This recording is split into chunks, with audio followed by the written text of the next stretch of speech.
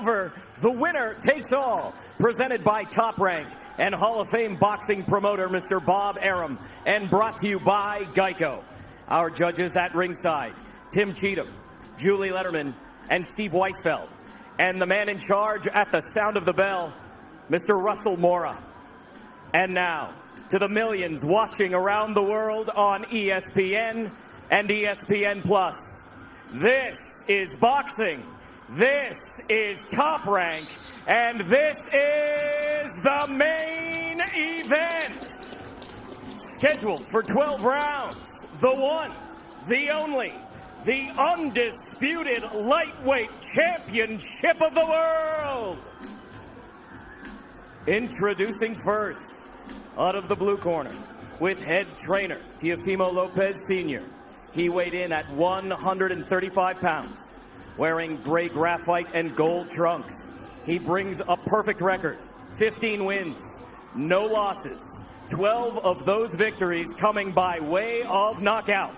He is a 2016 Olympian, making his first world title defense. He is the reigning IBF lightweight champion of the world from Brooklyn, New York, the Takeover, Teofimo Lopez.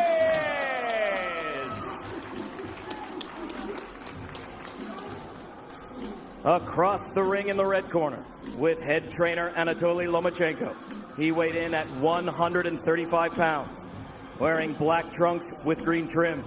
He brings a record of 14 wins with only one defeat, 10 victories coming by way of knockout.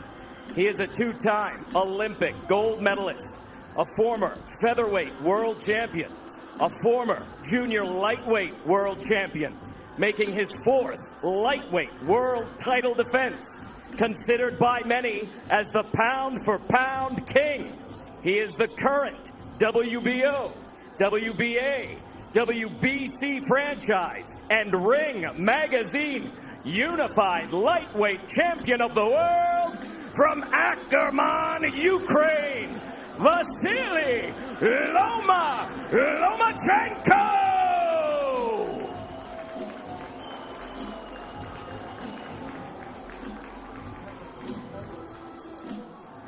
A fanless atmosphere for titans like this.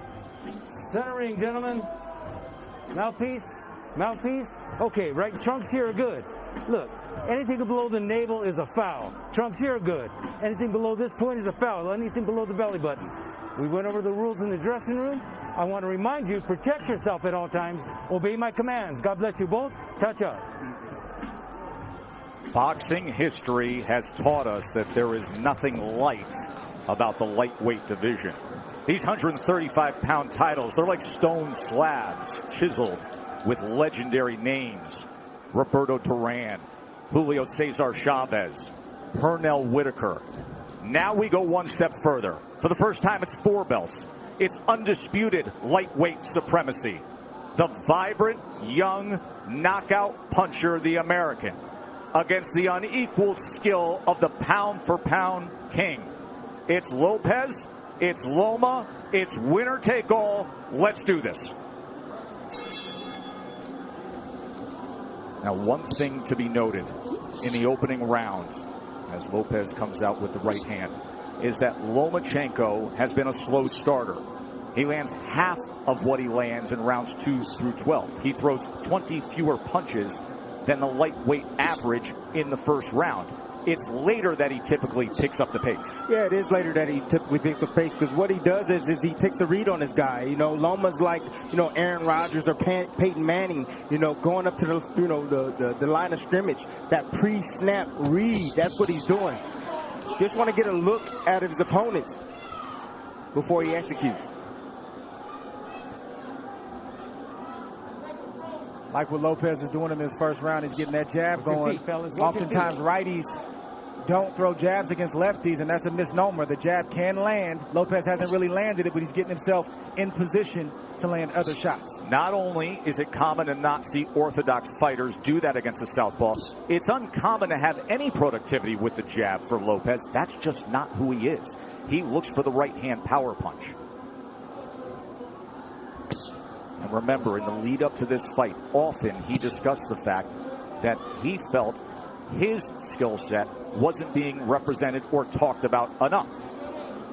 That's not why the world fell in love with Lopez. You know, he's shown more power than he has IQ and skill set.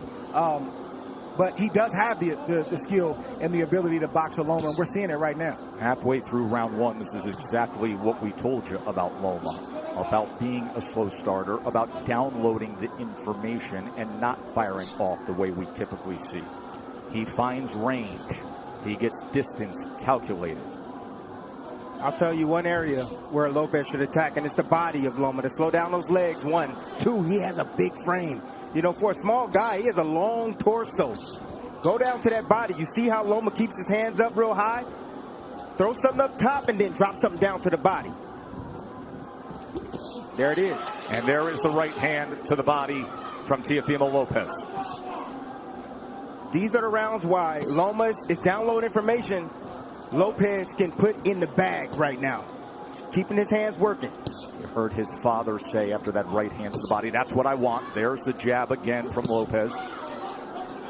More jabs than we're used to seeing from him. Perfect round so far for Lopez. So you see all the hand gestures, but you see how Lopez, how calm he is, how relaxed he is. Tried to come across with that right hand to the body again. Remember, there were so many who thought that Teofimo would come out as the brash, young, bold fighter and jump on Loma. Instead, measured, calculated, utilizing the jab, and went to the body with the right hand. Well done by Teofimo Lopez.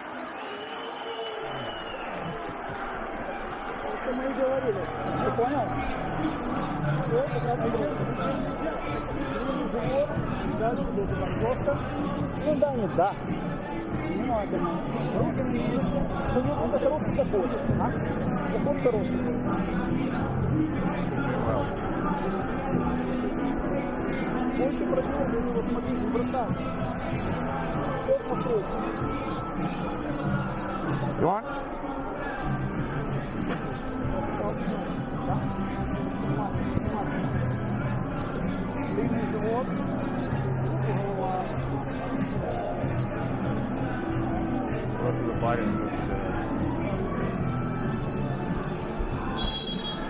Go. Watch your feet. Watch your feet. Emery has called out Loma for as long as we can all remember, dubbing this ascension the takeover.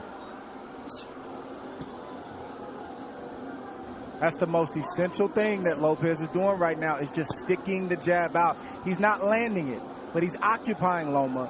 He's not allowing Loma to get comfortable or to be able to gauge his range. And in the meantime, he's flicking jabs out, and he's landing that straight right to the body. That's a beautiful shot right there, and he got his foot outside the lead foot of Loma to land that right hand to the body. But what I like about what Lopez is doing is he is shooting the jab, but he's staying inside to land his jab. We don't talk about this often, but if you move to your right, you're able to find the angle with your jab a lot easier than moving left. Goes to the body again, and then a right hand comes in from Teofimo Lopez. Yeah, you see that power, and you see Loma respecting that power. He felt it already. So the body work continued, and then all of a sudden Lopez goes up top with a right hand. We're already starting to see redness on a rib cage on the left side of Loma. Yes. He's going to touch to the body. Good work so far. 6 body connects for Teofimo Lopez early on here. It's going to take about 4 rounds for Loma to get acclimated. He's been out of the ring for about a year, 14 months or so.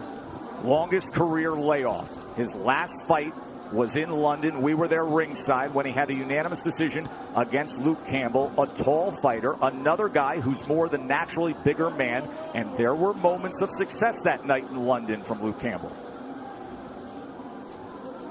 Yes, it was, and that's what I saw. I saw that Luke Campbell, when he was able to establish distance outside, he was able to isolate the offense of Lomachenko, just as you see here with Lopez. He's isolating the left hand from Lomachenko. For the first time now, you see Lopez has to be concerned of crossing the threshold, as the process that Lomachenko goes through, the range finding, and he just pulled the trigger quickly with the left hand there. And they got Lopez's attention. So Lopez had the right hand early in round 2, and now Lomachenko with a timed left hand moments ago.